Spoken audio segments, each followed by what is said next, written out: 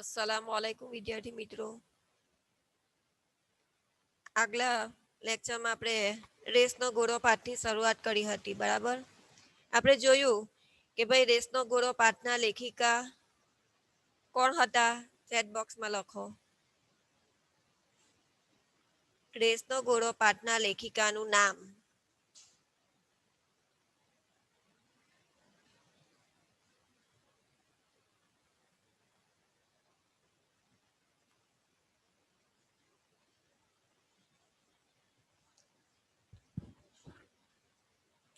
સરસ, વર્ષા અડાલજા. એક જ સ્ટુડન્ટ. ચલો આગળ આપણે કે ભાઈ રેસનો ઘોડો પાઠના શામાંથી લેવામાં આવ્યો છે? જવાબ લખો. રેસનો ઘોડો પાઠ શામાંથી લેવામાં આવ્યો છે?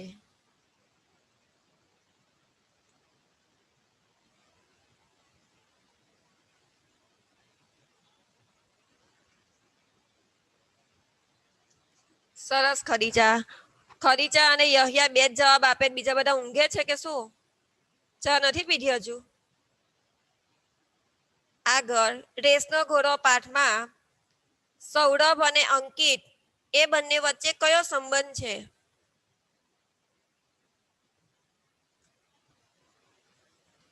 મિત્ર, સરસ, વેરી ગુડ. આગળ અંકિતના પિતાનું નામ શું હતું? અંકિત કોનો પુત્ર છે?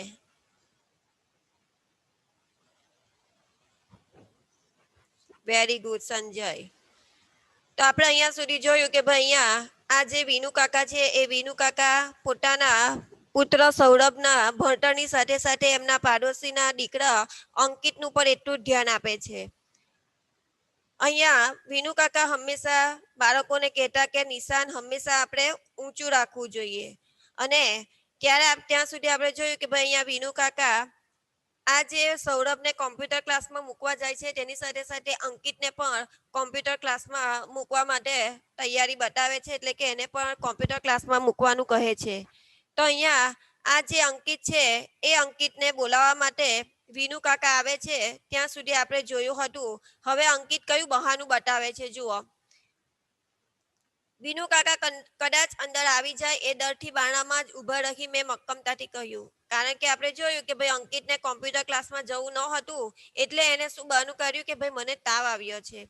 એટલે અહીંયા વિનુ કાકા મીનાબહેનને કહે છે કે તમે એને દવા આપી છે તો હું જાતે એને જઈને ઉઠાડું. તો અહીંયા વિનુ કાકા કદાચ અંદર આવે એવી બીક કોને લાગે છે? નીના બહેનને. એટલે નીના બહેનને દરવાજામાં પર જ ઊભા રહીને શું કહે છે? એ નારાજ થયેલા લાગ્યા. એટલે કે વિનુ કાકા જરા એમને નારાજ થયેલા લાગ્યા. પણ હું તો કશું બોલું નહીં. એ ચાલી ગયા.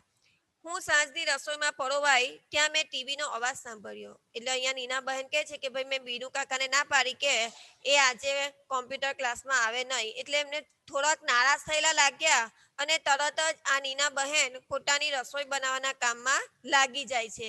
અને જ્યારે પોતે રસોઈ બનાવે છે ત્યારે એમને શું જોયું કે ભાઈ એમના કાનમાં કંઈક ટીવી શરૂ થયું હોય, ટીવી ચાલુ થયું હોય એવો અવાજ એમને આવ્યો. નવાઈ પામી હું બહાર આવી. જોયું તો અંકિત ટીવી પરના કોઈ ગીતને રસપૂર્વક જોઈ રહ્યો હતો. એટલે નીના બહેન જ્યારે ટીવીનો અવાજ સાંભળે છે અને રસોઈ બનાવતા બનાવતા બહાર આવે છે ત્યારે એમણે જોયું કે આ ટીવી પર એમને કોઈક ગીત છે. એ ગીતને આ જે અંકિત છે એ અંકિત ધ્યાનથી જોઈ રહ્યો હતો. હવે નીના બહેન શું કહે છે જુઓ. અરે અંકિત બેટા, તારી તબિયત સારી નથી, તું આરામ કરજો. કારણ કે અંકિતે આગળ શું કહ્યું હતું કે ભાઈ મને તાવ આવ્યો છે. એટલે આપણે આગળ જોયું કે ભાઈ એની માતા એને દવા આપીને એને સુગાડી દીધો છે. ત્યારે અહીંયા કહે છે કે બે અંકિત બેટા તારી તો તબિયત સારી નથી, તું આરામ તો કર. એને હસીને કહ્યું, હવે મને સારું છે મમ્મી. તમારી જેમ એને કોમ્પ્યુટર ક્લાસમાં જવું નહીં હતું એટલે મમ્મીને બહાનું બતાવી દીધું કે ભાઈ શું છે કે મને તાવ છે. પણ હવે શું કહે છે કે હવે કોમ્પ્યુટર ક્લાસમાં જવાનો સમય પૂરો થઈ ગયો છે. એટલે કહે છે કે હવે તો મને સારું થઈ ગયું છે. મેં કપાળે હાથ મૂક્યો તો તાવ ગાયબ. એને મારો હાથ પકડ્યો, લાડથી કહ્યું. અહીંયા અંકિત શું કરે છે કે એની માતાને કપાળ પર હાથ મૂકીને જુએ છે તો ભાઈ અંકિતને તાવ હતો નહીં. એને તાવ કયો હતો? કોમ્પ્યુટર ક્લાસમાં ન જવાનો તાવ હતો.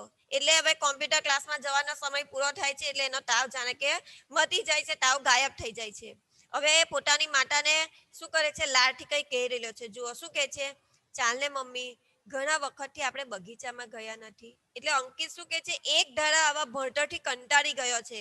એટલે આપણા લેખિકા શું કહેવા માંગે છે કે ભાઈ બાળકને એમના જે રસપૂર્વકનું છે એ રસપૂર્વક એમને ભણાવવું જોઈએ. એવો અહીંયા જે વાલીઓ છે એ વાલીઓને શું આપે છે, બોધપાઠ સંદેશ આપે છે. પણ પછી તને તાવ અને તારું હોમવર્ક, એની માતા શું કહે છે કે બેટા તને તો તાવ હતો અને તારું જે હોમવર્ક કરવાનું છે તે, ત્યારે અહીંયા શું કહે છે અંકિત, જુઓ હવે તાવ ઉતરી ગયો છે. અમે બંને બગીચામાં ગયા. એ સાંજે અંકિતે ખૂબ હિંચકા ખાધા. એટલે કે છે કે પેલા એક ધારા ભણતરથી અને કોમ્પ્યુટર ક્લાસ દોડધામ ભર્યા, હાડમારી ભર્યું જે એની લાઈફ હતી, એનું જે જીવન હતું, એનાથી એ શું કરે છે કે ભાઈ બગીચામાં એની માતા પોતાના પુત્રના કહેવાથી બગીચામાં લઈ જાય છે અને ત્યાં બગીચામાં એને ખૂબ મજા કરી. શાની? હિંચકા ખાવાની. હવે કોમ્પ્યુટર ક્લાસમાં પરીક્ષા થઈ. એટલે કારણ કે કોમ્પ્યુટર ક્લાસમાં જતા હતા એટલે પરીક્ષા લેવાઈ. અંકિત માંડ પાસ થયો. એટલે કે અંકિત પોઈન્ટના ઉપર કંઈક પાસ થઈ ગયો. સૌરભને સર્ટિફિકેટ ઓફ મેરિટ મળ્યું. કે છે કે ભાઈ અહીંયા સૌરભ તો રેગ્યુલર જતો હતો એટલે રેગ્યુલર જવાને કારણે એ જે સારું એનું રિઝલ્ટ આવ્યું હશે એટલે એને શું મળે છે, એનું સર્ટિફિકેટ મળે છે. એ સાંજે સંજય અંકિત પર પહેલી વાર ગુસ્સે થયો. આ સંજય કોણ છે? અંકિતના પિતા. તો કહે છે કે અત્યાર સુધી કદાપી સંજય અંકિતના ઉપર ગુસ્સે થતા નહીં, પણ આ વખતે જ્યારે એ કોમ્પ્યુટર ક્લાસમાં માંડ પાસ થાય છે એટલે એના પિતા થોડાક એના ઉપર ગુસ્સે થાય છે.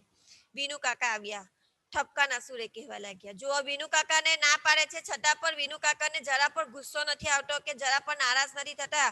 ફરી એ તો આવે છે પણ ઠપકા ભર્યા, એટલે કે ઠપકો આપે છે. શું ઠપકો આપે છે? આ બધું તમારા લાડનું પરિણામ છે નીના બહેન. એટલે નીના બહેને કહે છે કે તમે જે એને ખોટા લાડ લડાવ્યા છે ને એ લાડ લડાવવાને કારણે જ આ કોમ્પ્યુટર ક્લાસમાં અંકિત માંડ પાસ થયો છે. હવે આ વખતે હું ધ્યાન રાખીશ. જો વિનુ કાકા નો આપણને અહીંયા સ્વભાવ કેવો બતાવ્યો છે કે પાડોશીનો દીકરો છે છતાં પણ એની એટલી તકેદારી અને એટલી કાળજી રાખે છે કે તમે એને લાડ લડાવ્યા કરો છો, પરિણામે એનું રિઝલ્ટ ખરાબ આવ્યું, પણ આ વખતે હું એને બરાબર ધ્યાન આપીશ. કશું વિચારે એ પહેલા મેં તરત કહ્યું. એટલે કે છે કે અહીંયા નીના બહેન આ જે વિનુ કાકા છે એ વિનુ કાકા જરા પણ વિચારે એ પહેલા જ અહીંયા નીના બહેન કંઈક કહે છે. શું કહે છે જુઓ.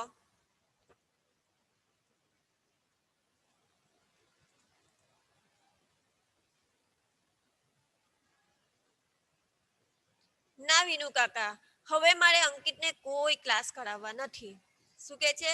એમણે પોતાના જે પુત્ર છે એ પુત્રનું જે વર્તન જોયું એ વર્તનના કારણે એની માતા શું કહે છે કે ભાઈ હવે તો મારે કોઈ કોમ્પ્યુટર ક્લાસ કરાવવા નથી. કેમ?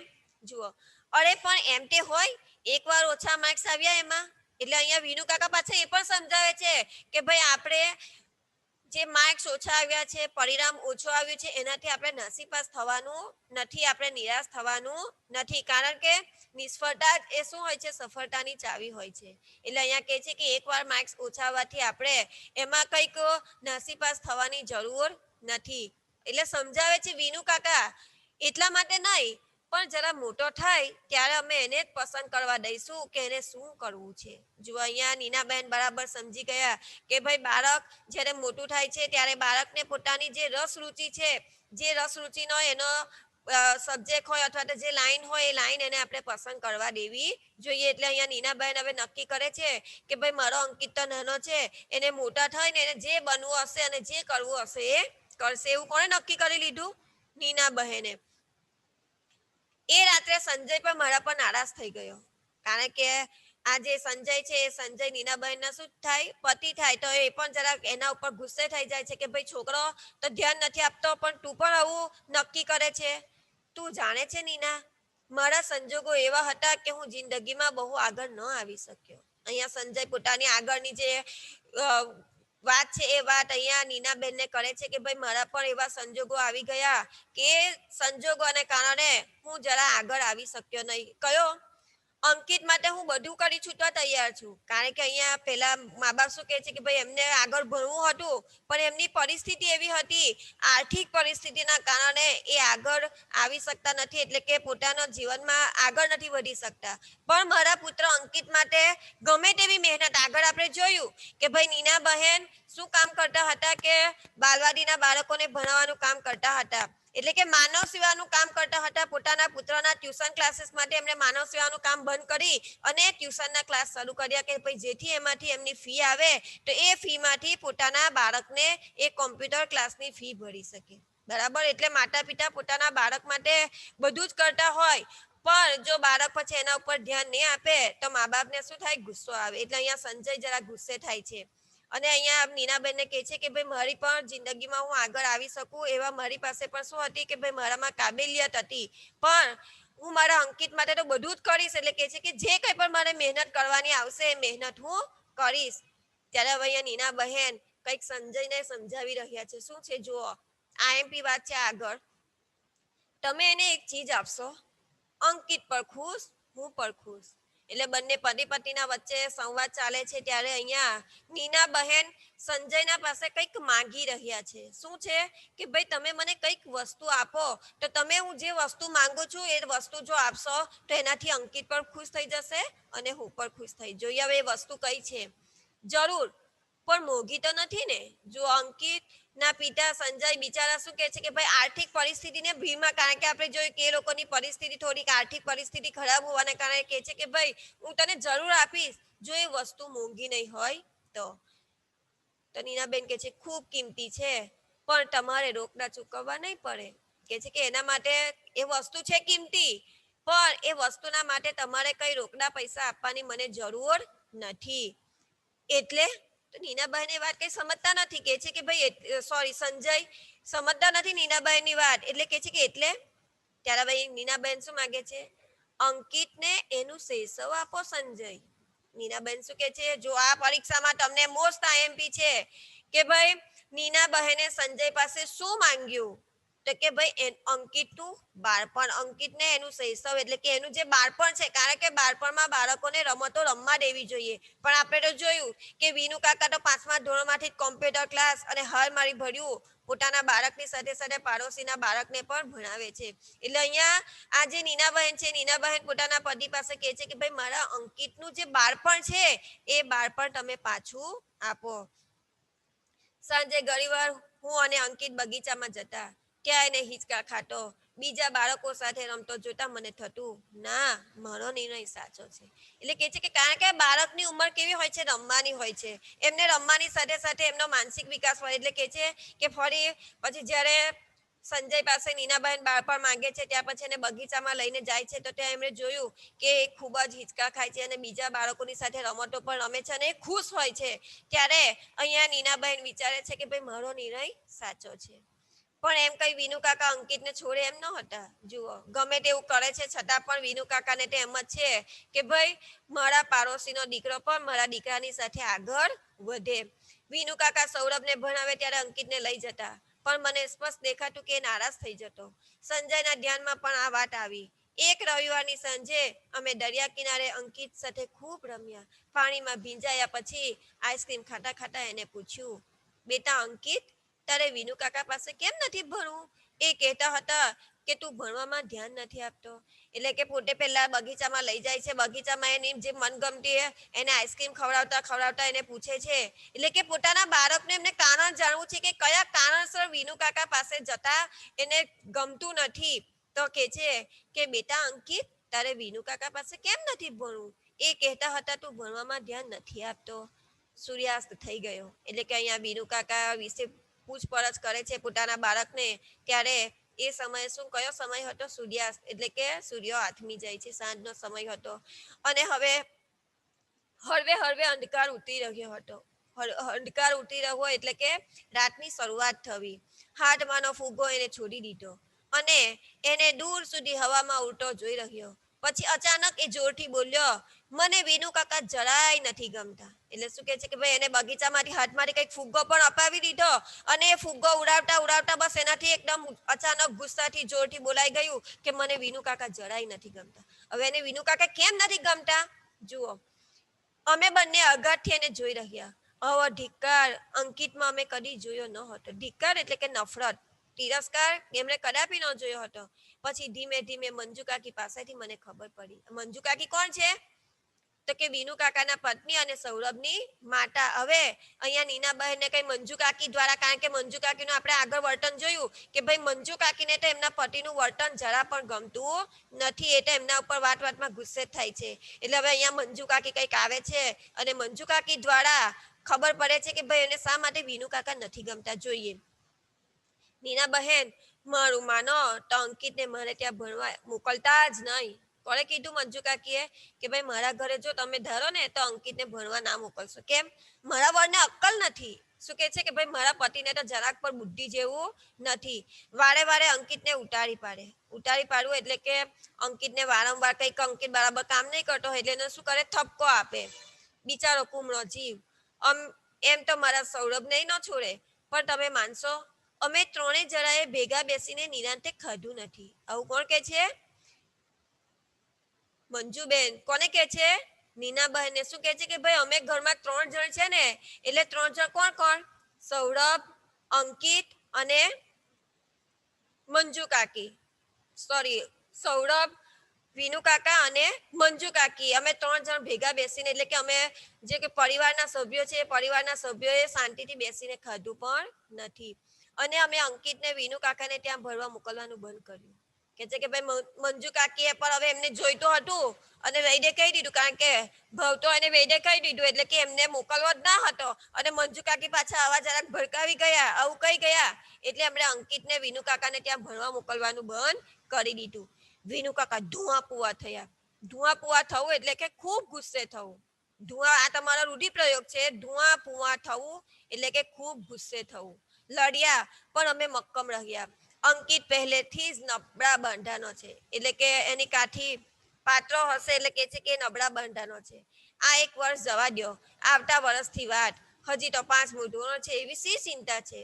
સ્વાભાવિક છે કે 5મા ધોરણમાંથી કોમ્પ્યુટર ક્લાસમાં મોકલવાનું એટલું બધું આપણને, કારણ કે બાળક કેવું છે, કમજોર છે, એટલે કે છે કે ભાઈ આ વર્ષે નહીં તો એને આવતા વર્ષે આપણે કંઈક વિચારીશું. એ વર્ષે સૌરભને શાળાના શ્રેષ્ઠ વિદ્યાર્થીનું સીલ મળ્યું અને અંકિત 7મા નંબરે પાસ થયો. જુઓ, સૌરભ આખા શાળામાં હોશિયાર વિદ્યાર્થી તરીકેનો એને શિલ્ડ આપવામાં આવે છે અને અંકિત 7મા નંબરે પાસ થાય છે. પરિણામ તો અમે પહેલેથી જ જાણતા હતા, એટલે અમે પહેલેથી થોડા દિવસ બહારગામ જવાનો કાર્યક્રમ ગોઠવી રાખેલો કે ભાઈ કદાચ અંકિતનો 7મો નંબર આવે અથવા તો પાછળ જાય અને વિનુ કાકા એને ઠપકો આપે, પહેલા જ એમણે શું નક્કી કર્યું કે આપણે બહારગામ ચાલવા જઈશું. એક નાના હિલ સ્ટેશન પર સંજયે સેનેટોરિયમમાં બુકિંગ કરાવ્યું હતું. હિલ સ્ટેશન એટલે કે ઠંડુ હવા ખાવાનું જે સ્થળ હોય ત્યાં એમણે બુકિંગ કરાવે છે. અમે 3 જણા ખૂબ ખર્યા. 3 જણ એટલે કોણ કોણ? અહીંયા અંકિત, સંજય અને નીનાબહેન, આ 3 બહારગામ જતા રહે છે.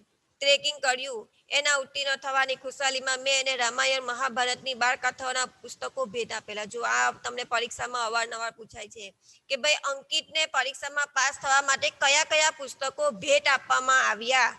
તો રામાયણ મહાભારતની બાળકથાઓના પુસ્તકો. કયા પુસ્તકો?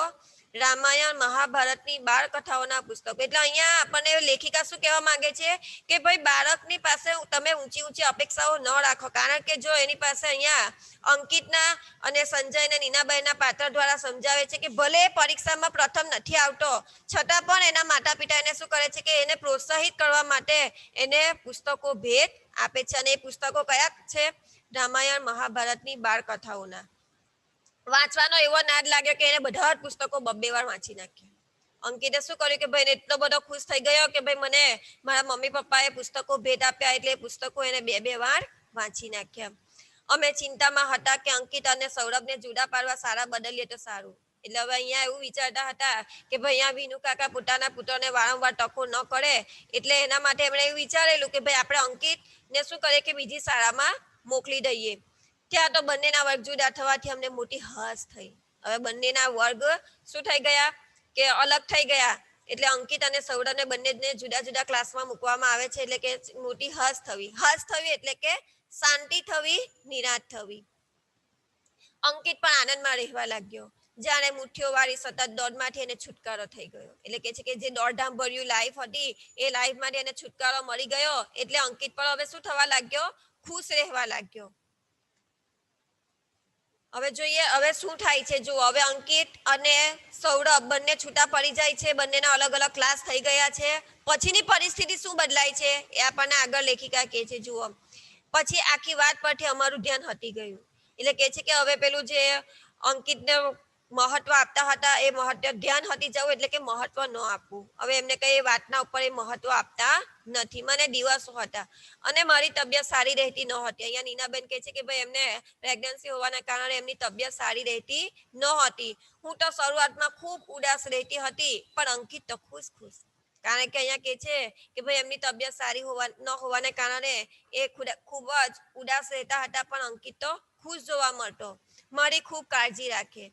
સાંજે સ્કૂલેથી આવી પોતાની મેરેજ દૂધ પી લઈ જલ્દી હોમવર્ક કરી લે. જો હવે અહીંયા અંકિતને જ્યારે વારંવાર ટકોર કરવામાં નથી આવતી તો એ પોતાનું કામ શું કરે છે, જાતે જાત કરી લે છે. એટલે કહે છે કે હવે મારે એને બેસાડવો પણ નથી પડતો. એ પોતાની જાતે શું કરે છે, હોમવર્ક પણ કરી લે છે અને દૂધ પણ પી લે છે. પછી સાંજની રસોઈમાં મને મદદ કરે. એટલે કે એની માતાને પણ રસોઈ કામમાં એ મદદ કરતો, કારણ કે એની માતાની તબિયત સારી રહેતી ન હતી. વિનુ કાકા એ દ્રશ્ય જોઈ ગયેલા. એટલે કે હવે કંઈક વિનુ કાકા તો પાડોશી છે, આટલું બધું એને અલગ વર્ગો પડે છે, એને મહત્વ નથી આપતા, છતાં પણ એ પોતાની આદત ભૂલતા નથી. એટલે કે કંઈક દ્રશ્ય જોઈ જાય છે. એથી તો એમની નારાજી ખૂબ વધી ગઈ અને હવે તો એક બિલ્ડિંગમાં રહેવા છતાં એ લિફ્ટમાં મળી જાય એ પૂરતો સંબંધ રહ્યો હતો. એટલે કે છે કે પાડોશી ઉપર નીચે રહેતા હતા, પણ હવે વધારે પડતું એમને મહત્વ આપતા નથી. એટલે શું કર્યું કે ભાઈ ભલે એક બિલ્ડિંગમાં રહે છે, છતાં પણ કદાચ લિફ્ટમાં સાથે ભેગા થઈ જાય એટલો જ એમનો સંબંધ હવે રહ્યો હતો. હા, મંજુ કાકી બપોરે ડોક્યું કરતા, કારણ કે મંજુ કાકી તો ખુશ હતા, એટલે કદાચ અવારનવાર બપોરે એમના ઘરે આવી જતા. મારા માટે અચૂક ગરમ નાસ્તો લાવતા. નીનાબેન કહે છે કે ભાઈ મારા માટે ગરમ નાસ્તો લઈને જ આવતા. સૌરભ સીડીનું એક એક પગથિયું ચડી રહ્યો હતો, તોય એમની આંખોમાં વિષાદ ડોકાતો હું જોઈ શકતી. કે છે કે અહીંયા આપણે કારણ કે જોયું કે ભાઈ સૌરભ તો આગળ પોતાના ભણતરમાં ખૂબ જ પ્રગતિ કરે છે. એટલે કે છે કે એનું ભવિષ્ય ઉજળું બનવા આવ્યું છે, છતાં પણ એની માતા શું હતી, વિષાદ. એટલે કે એમને ખૂબ દુઃખ થતું મને દેખાતું હતું. આગળ હવે નીનાબેન શું કહે છે, જુઓ, મને દીકરી જન્મી. એટલે કે છે કે અહીંયા અંકિતને પોતાની બહેન આવે છે, નીના બહેને દીકરીનો જન્મ થાય છે. અંકિતને ગાંડો ગેલો થતો જોતા હું અને સંજય ખસી પડતા. અંકિતને એની પર ઓળગોળ થતો જોઈ મનમાં કોઈ અજબ સુખ અનુભવતા. એટલે કે પોતાની બહેનના પ્રત્યે એ જે પ્રેમ બતાવતો એનાથી એ લોકોને ખૂબ જ નવાઈ લાગતી અને બંને જણ ખુશ થતા. મંજુ કાકી તો એને રમાતા રડી જ પડેલા. અંકિતે લાડથી એનું નામ પાડ્યું ફોરમ. એટલે કે અહીંયા આપણે મેં તમને આગળ પેલા પાત્રો સમજાવ્યા હતા કે ભાઈ આ જે ફોરમ પાત્ર કોણ છે, એ અંકિતની બહેન છે. એટલે કે અંકિતે પોતાની બહેનનું નામ શું પાડ્યું, ફોરમ. આમ તો ફોરમનો અર્થ શું થાય, સુગંધ. એટલે અહીંયા અંકિત પોતાની બહેનનું નામ ફોરમ પાડે છે. હજુ તો થોડા મહિનાની હતી અને એને કમળો થઈ ગયો. જો અહીંયા ફોરમ નાની છે અને ફોરમને કંઈક કમળાની બીમારી લાગુ પડે છે. અમારા સૌના જીવ ઊંચે થઈ ગયા. જીવ ઊંચો થવો એટલે કે ખૂબ જ ચિંતા થવી, ચિંતા મુક્ત થઈ જવું. કમળો મત્યો ત્યાં આખા શરીરે એને ફોડલીઓ ફૂટી નીકળી. હવે કમળાની દવા કરાવે છે અને દવા એને ગરમ પડવાને કારણે આખા શરીરના ઉપર એને નાની નાની ફોડલીઓ નીકળી આવે છે. એ વર્ષે અંકિતનો ક્લાસમાં 31મો નંબર આવ્યો. હવે અંકિત ધીરે ધીરે પાછળ જવા લાગ્યો. પહેલા આપણે જોયું કે 7મા નંબર પર હતો. હવે એને પોતાની માતાના તરફ ઘરના કામકાજમાં પણ ધ્યાન આપ્યું, પોતાની બહેનની પણ કાળજી લેવા માંડ્યો. એટલે ધીરે ધીરે એનું જે શિક્ષણ છે, શિક્ષણ કેવું થવા લાગ્યું, કથળવા લાગ્યું. એટલે કે હવે ક્લાસમાં 31મા નંબર આવ્યો. અમે બે એને વધી શકીએ એમ પણ ન હતા. અહીંયા નીનાબેન શું કહે છે કે ભાઈ હું મારા પુત્રને ઠપકો આપું એવી પરિસ્થિતિ પણ ન હતી. ભણવાનો એને ખાસ સમય જ ક્યાં મળ્યો હતો. કે છે કે અહીંયા અંકિતને જે મહેનત કરવી જોઈએ એ મહેનત કરવાનો એની પાસે સમય હતો નહીં. મંજુ કાકી બપોરે વિનુ કાકાથી છાની કેક લઈને આવેલા. અહીંયા મંજુ કાકી શું કરે છે કે પોતાના પતિ વિનુ કાકા જોઈ નહીં જાય તો એ છુપી રીતે શું લઈને આવ્યા, કેક લઈને આવ્યા. હવે કેક લઈને કેમ આવે છે જોઈએ. બેટા મારી પરીક્ષામાં તો તું પાસ હો. જો અહીંયા આપણે આગળ જોઈએ કે અંકિતનો પરીક્ષામાં 7મો નંબર આવેલો ત્યારે એમના માતા પિતાએ કયા પુસ્તકો ભેટ આપેલા, લખો તો બુક આપણે ચેકબુકમાં. ચેક કયા કયા પુસ્તકો ભેટ આપ્યા હતા.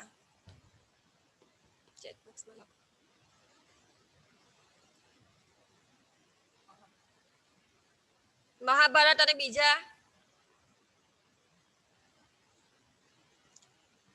રામાયણ અને મહાભારતની 12 કથાના પુસ્તકો આખો એમ લખવાનું, બરાબર? એકલું રામાયણ નહીં લખવાનું. તો અહીંયા આપણે જોયું કે 7મા નંબર પર હતો ત્યારે એને રામાયણ મહાભારતની 12 કથાના પુસ્તકો આપ્યા. હવે જ્યારે 31મા નંબર આવે છે ત્યારે મંજુ કાકી તો શું કહે છે જુઓ, બેટા તું તો મારી પરીક્ષામાં પાસ થયો એટલે બીનુ કાકા ન જુએ એ રીતે છાનામાના શું લઈને આવ્યા? કેક લઈને આવ્યા. જુઓ, હવે અહીંયા અંકિતની શરૂઆત થાય છે કે અંકિત પોતાના પરિવારની કેવી રીતે સંભાળ રાખે છે. જુઓ, ફોરમ બીમાર પડી જતી ત્યારે એને કેજીમાં દાખલ કરી ત્યારે, કે પછી સંજયને સ્કૂટરનો ગંભીર અકસ્માત થયો ત્યારે અંકિત હંમેશા મારી સાથે હતો. મીનાબેન શું કહે છે કે ભાઈ કારણ કે આપણે આગળ જોયું કે બીમાર જે ફોરમ બીમાર પડી અને કઈ બીમારી લાગુ પડી હતી? કમળાની. ત્યારે હોય કે પછી એને કેજીમાં દાખલ કરી ત્યારે હોય, અથવા તો એના પતિ સંજય એટલે કે અંકિતના પિતાનું સ્કૂટરમાં ગંભીર અકસ્માત થયો ત્યારે પણ એ હંમેશા પોતાની માતાને શું કરતો હતો? મદદ કરતો હતો. એટલે કે પરિવારની જે પરિસ્થિતિ હતી, ખરાબ પરિસ્થિતિમાં અંકિત શું કરતો હતો? પોતાના માતા પિતાને મદદરૂપ બનતો હતો. હવે અહીંયા જોઈએ કે 5મા ધોરણ પછી હવે 10મા ધોરણમાં બંને જણ આવી ગયા છે. હવે 10મા ધોરણની પરિસ્થિતિ શું છે જોઈએ આગળ.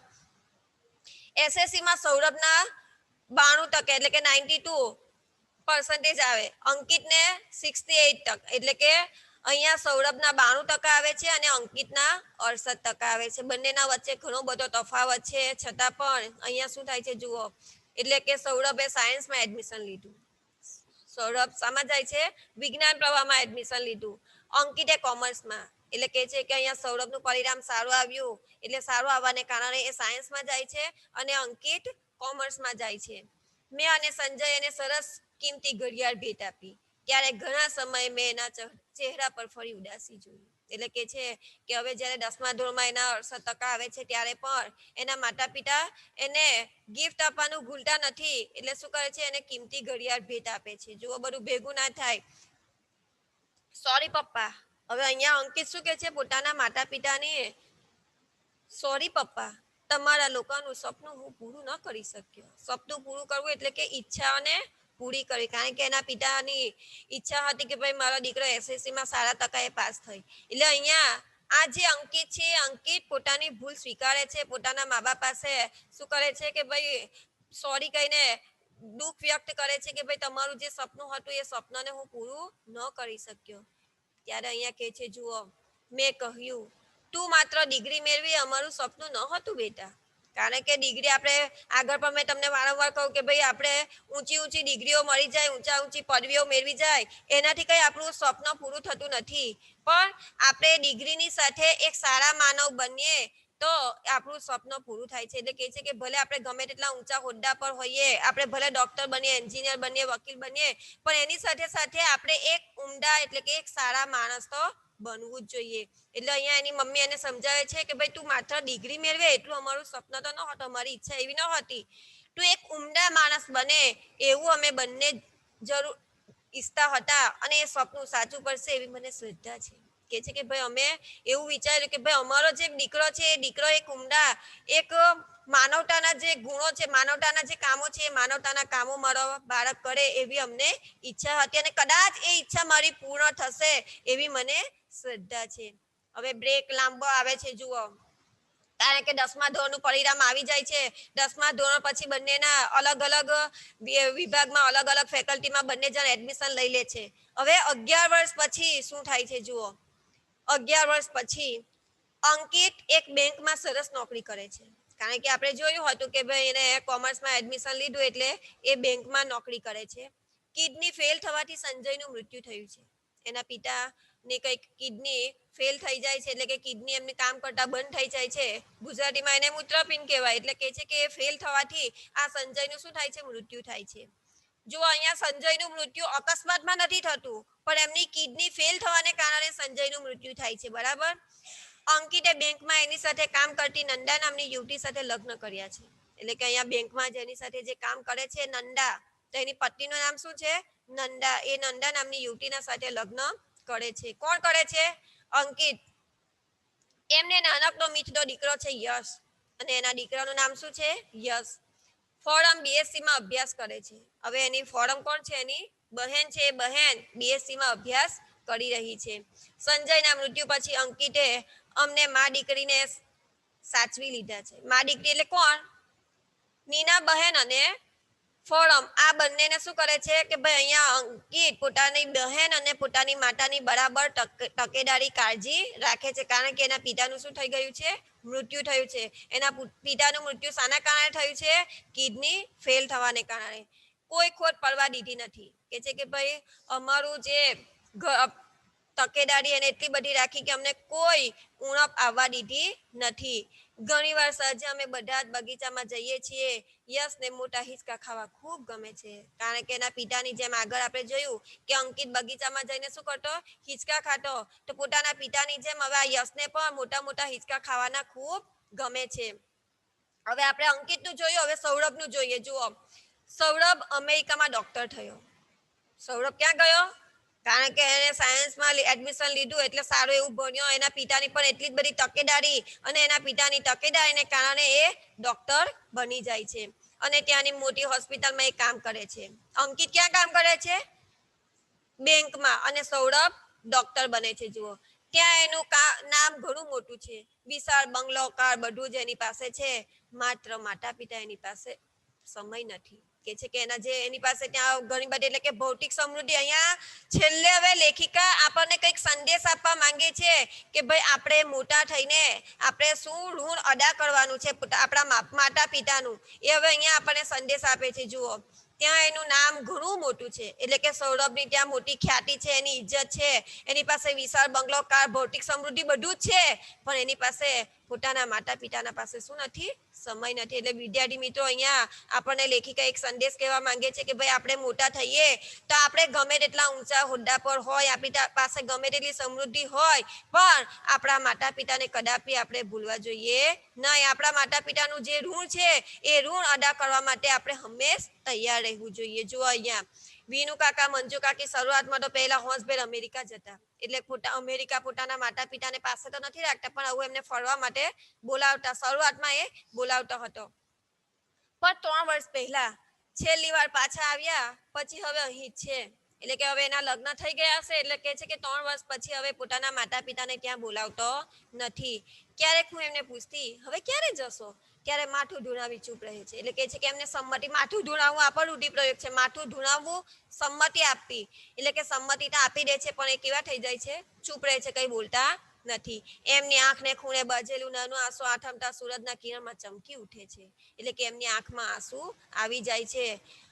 હવે અહીંયા જુઓ, આ જે અંકિત છે, અંકિત વિનુ કાકાનું ઋણ અદા કરે છે. કેવી રીતે? જુઓ, અમે ફરવા જઈએ ત્યારે અંકિત અચૂક એમને સાથે લઈ આવે છે, કારણ કે જ્યારે અંકિત નાનો હતો ત્યારે વિનુ કાકા એમની એટલી તકેદારી રાખતા. હવે અહીંયા વિનુ કાકા પાસે એમનો પુત્ર સૌરભ નથી, તો અંકિત શું કરે છે કે બગીચામાં જાય ત્યારે વિનુ કાકા અને મંજુ કાકીને પણ સાથે લઈ જતો. જુઓ, વિનુ કાકા અને મંજુ કાકીની ઉંમર જાણે એકદમ વધી ગઈ લાગે છે. કાકીને ગોઠણનો દુખાવો થયો છે, ફોરમનો હાથ પકડીને ધીમે ધીમે ચાલે છે. એટલે અહીંયા મંજુ કાકી હવે ઉંમર વધવાને કારણે બીમારી, તો કે છે કે એમને ગોઠણનો દુખાવો થાય છે, એટલે ફોરમ એમનો હાથ પકડે છે.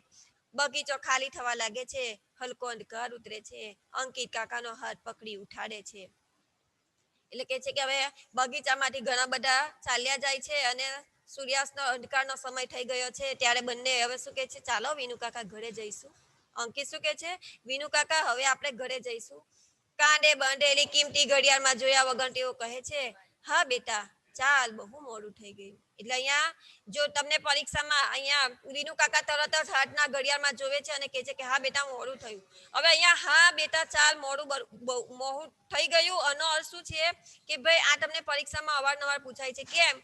તો કહે છે કે હા બેટા ચાલ, બહુ મોડું થઈ ગયું. એમાં અહીંયા વિનુ કાકા કેમ કહે છે કે ભાઈ પોતે પોતાના પુત્ર અંકિતને ડોક્ટર બનાવે છે, એની પાસે ઘણી ભૌતિક સમૃદ્ધિ છે, પણ એને જે સંસ્કાર આપવા જોઈએ એ સંસ્કાર પોતાના બાળકમાં એ લાવી શક્યા નથી. એટલે આ વાક્ય એ બોલે છે કે હા બેટા ચાલ, બહુ મોડું થઈ ગયું. તો અહીંયા આપણે આપણા માતા પિતાનું જે ઋણ છે એમ અંકિતના જેમ આપણે અદા કરવું જોઈએ. ભલે તમે ડોક્ટર બનો, એન્જિનિયર બનો, પણ માતા પિતાની સેવા આપણે અચૂક કરવી જોઈએ.